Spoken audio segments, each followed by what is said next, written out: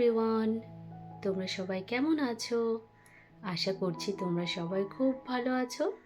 আর আমিও কিন্তু বেশ ভালোই আছি। আর আজকের ভিডিওটা আমি সকাল থেকেই শুরু করছি। এখন ঘড়িতে সময় ওই সকাল 7টা। আর সকালের কাজকর্ম সব কিছু কমপ্লিট হয়ে গেছে। ছেলেও এখনও ঘুম থেকে ওঠেনি, তাই ভাবলাম আজকে সকাল সকালে সেলাই মেশিনে বসে পড়ি। আর অনেক দিন থেকে না সেলাই কাজটা করাও হচ্ছিল না, কারণ আমার বড় ছেলে একটু অসুস্থ ছিল। আর এই যে আমি জিনিসটা বানাই, এটা হচ্ছে বিয়ের ধুতি। তো অনেক দিন থেকেই দিয়ে গিয়েছিল, সেটা আমার বানানো হচ্ছিল না। তো ভাবলাম যে আজকে সকালের কাজকর্ম হয়ে গেছে, তো ঝটপট করে কয়েকটা বানিয়ে নিই। আর ছেলেও যেহেতু এখনও ঘুমাচ্ছে, ওঠেনি, তো যে কয়টা বানানো যায় আর কি। তো সকালবেলায় বসে পড়েছি। তো তোমরা ভিডিওটা দেখতে থাকো, আশা করছি তোমাদের ভিডিওটা ভালো লাগবে।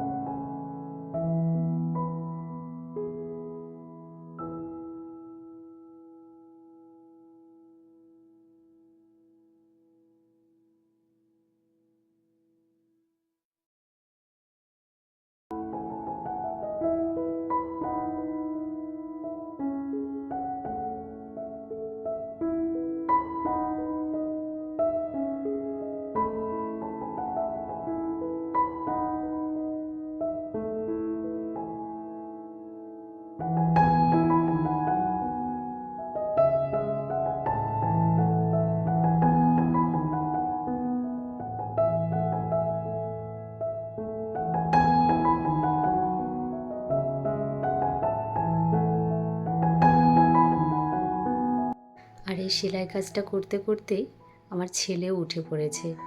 আর এখন ঘড়িতে ওই 9টার মতন বাজে। তো ছেলেও না কদিন থেকে একটু লেট করে উঠছে। জানি না কেন, শরীরটা অসুস্থ হবে কিনা সেটাও বুঝতে পারছি না। তো কয়েকদিন থেকে ও একটু দেরি করে উঠছে।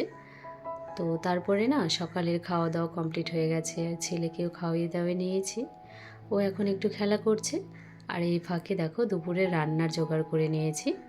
এটা হচ্ছে কালকের দুধ ছিল কিছুটা, তো সেটা দিয়েই ছানা বানিয়ে আর কি পনির তরকারি মতন রান্না করব।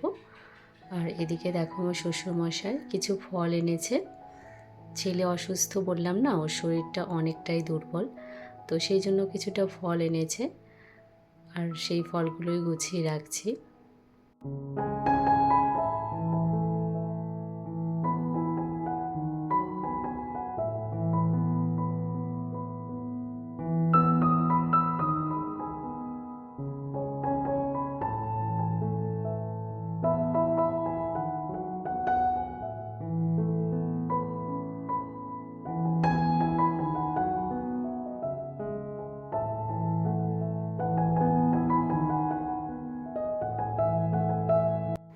এখন ঘড়িতে দেখতেই পাচ্ছ 12:15, মানে 12টা 15 মতন বাজে।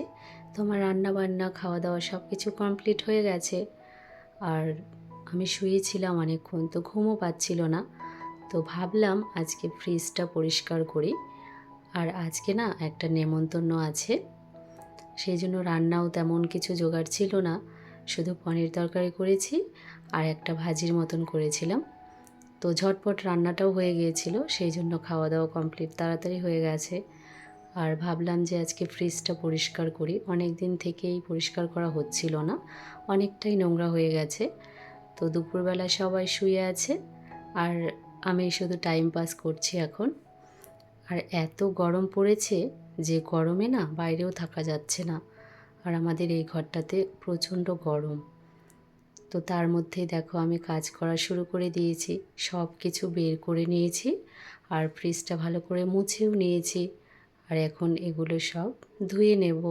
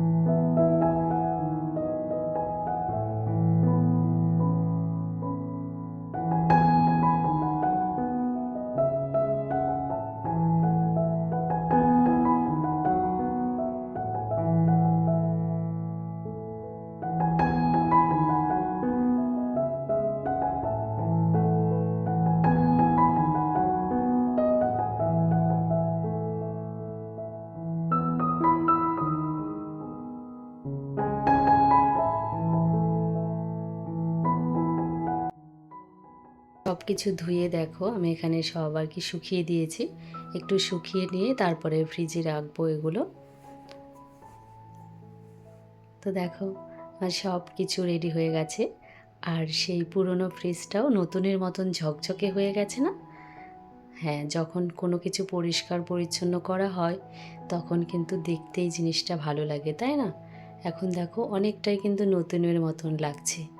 আর এই ফ্রিজটা না অনেক দিনের পুরনো, কিন্তু প্রায় 15 বছর হয়ে গেছে এটার বয়স। তো ফ্রিজটা অনেকটাই ভালো আছে। আর ফ্রিজে যা যা রেখেছিলাম সব কিছু তো বাইরে রেখেছিলাম, তো সেগুলো সব আমি এখন গুছিয়ে রাখছি।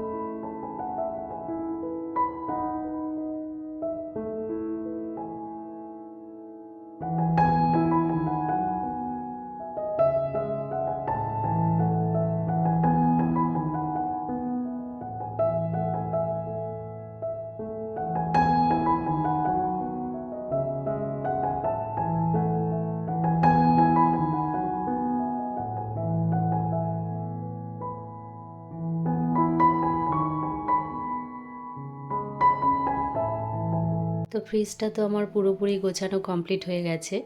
তারপর দেখো আমি আবার কিন্তু গা ধুয়ে নিয়েছি, কারণ এত গরম যে থাকতে পারছিলাম না। তারপরে গা ধুয়ে ঘরে এসেছি, আর কিছু জামা কাপড় ছিল যেগুলো সকালে ধুয়ে রেখেছিলাম, তো সেগুলোই গুছিয়ে রাখছি এখন। আর এত গরম কি বলবো, গরমে না ঘরেও থাকা যাচ্ছে না, না বাইরে থাকা যাচ্ছে, এত পরিমাণ গরম আর রোদ হচ্ছে।